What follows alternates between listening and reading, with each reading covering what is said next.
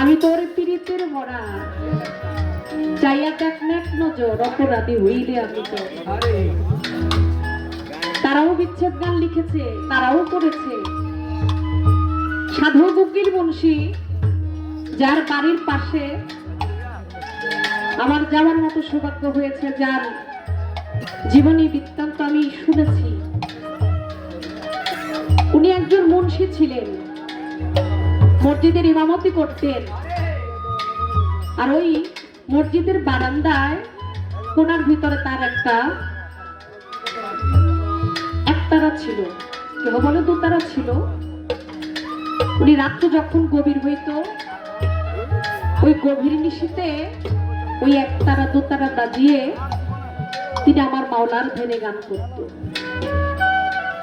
সেই উকিল মুন্সির গান আমরা শিল্পীরা করার চেষ্টা করি। দেখেন, উনি মসজিদের ইমামতি করেও তিনি গান করেছেন, গান লিখেছেন, তারও বিচ্ছেদ আছে। আর আমরা বিচ্ছেদ গাই, আমরা নাচানাচি করি, কিন্তু বিচ্ছেদের আমরা মূল বিষয়টা বুঝি না।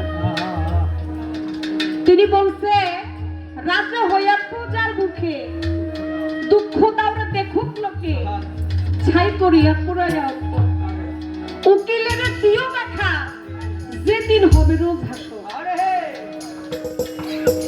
এই বিচ্ছেদ গানগুলো সবার জন্য না, সবাই গাইতেও পারে না, সবাই শুনতেও পারে না।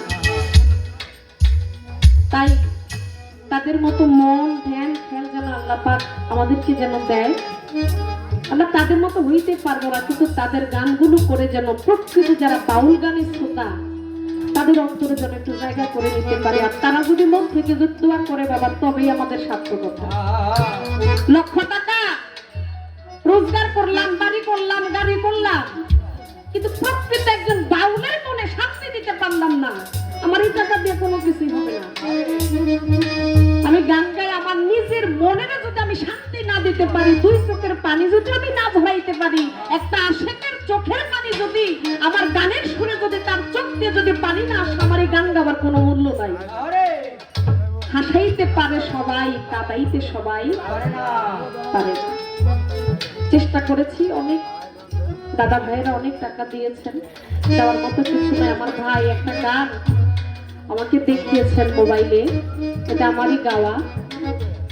আমি এই গানটা চেষ্টা করি